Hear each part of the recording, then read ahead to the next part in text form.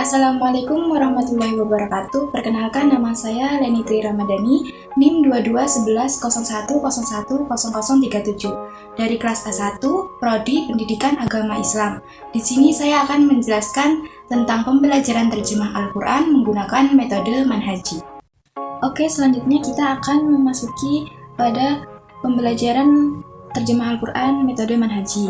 Nah, pada pembelajaran terjemah Al-Quran metode manhaji ini tuh ada 4 tingkat. Yang pertama, tingkat dasar itu mengartikan ayat secara perkata.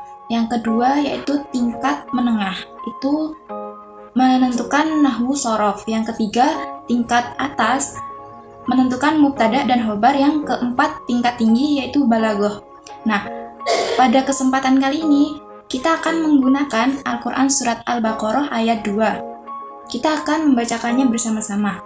Bismillahirrahmanirrahim. Dzalikal kitabul la raiba fihi hudal lil muttaqin. Yang artinya, kitab Al-Quran ini tidak ada keraguan di dalamnya. Ia merupakan petunjuk bagi orang-orang yang bertakwa. Nah, pada tingkat dasar yang pertama, dzalika ini memiliki arti itu. Tingkat menengah yaitu nahwu sorofnya adalah isim isyarah. Tingkat atasnya, mubtada khobarnya, dalam kalimat ini kata dalika berfungsi sebagai bagian dari mubtada atau subjek yang menjadi petunjuk untuk kata berikutnya, yaitu kitab.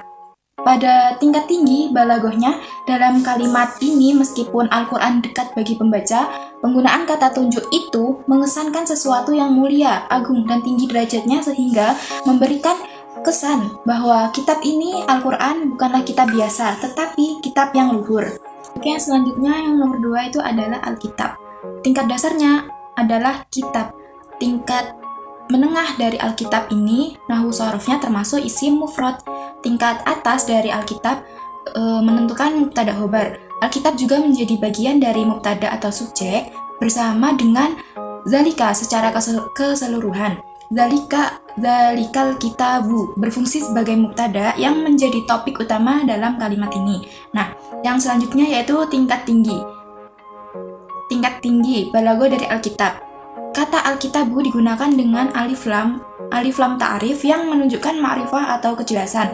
Artinya bahwa kitab ini adalah kitab yang sangat spesifik, yaitu Al-Quran, yang sudah diketahui keagungannya dan kebenarannya oleh umat Islam. Yang ketiga yaitu la. Tingkat dasarnya dari la artinya adalah tidak ada. Pada tingkat menengah, la ini termasuk huruf nafi.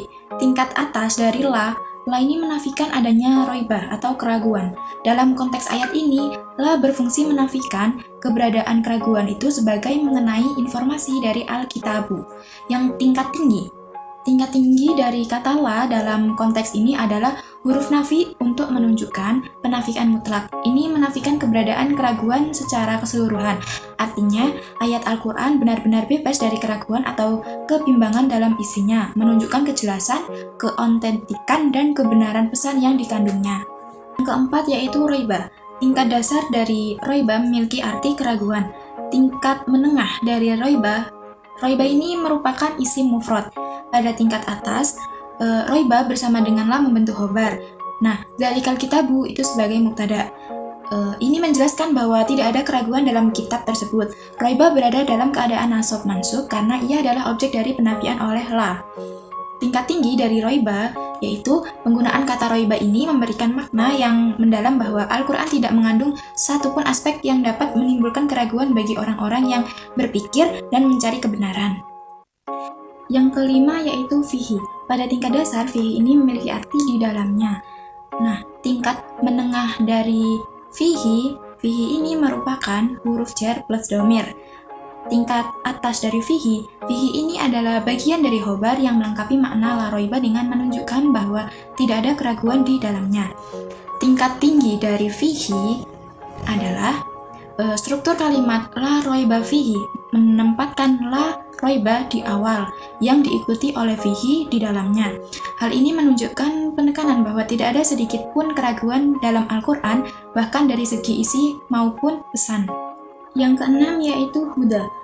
Tingkat dasar dari huda memiliki arti petunjuk. Tingkat menengah dari huda ini merupakan isim mansub. Tingkat atas dari huda berfungsi sebagai khobar kedua bagi mubtada dzalikal kitabu. Ini memberikan informasi tambahan bahwa kitab Al-Quran adalah petunjuk. Huda adalah masdar dan berada dalam keadaan nasab mansub sesuai kedudukannya yaitu sebagai khobar. Nah, pada tingkat tinggi huda ini penggunaan masdar dalam bentuk ini menunjukkan bahwa sifat petunjuk adalah sifat tetap bagi Al-Quran, bukan sekedar memberikan petunjuk, tetapi hakikat Al-Quran itu sendiri adalah sebagai petunjuk. Ini mempertegas bahwa peran Al-Quran dalam membimbing manusia. Yang ketujuh yaitu lil muttaqin.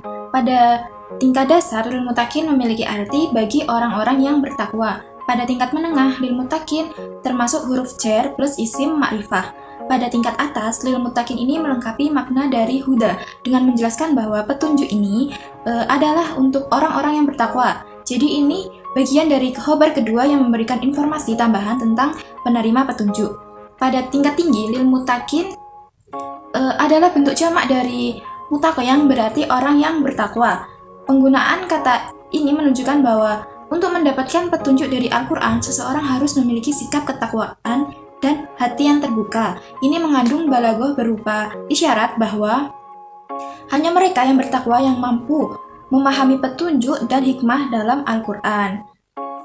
Mungkin cukup sekian video dari saya tentang pembelajaran terjemah Al-Quran menggunakan metode manhaji. Kurang lebihnya mohon maaf. Wassalamualaikum warahmatullahi wabarakatuh.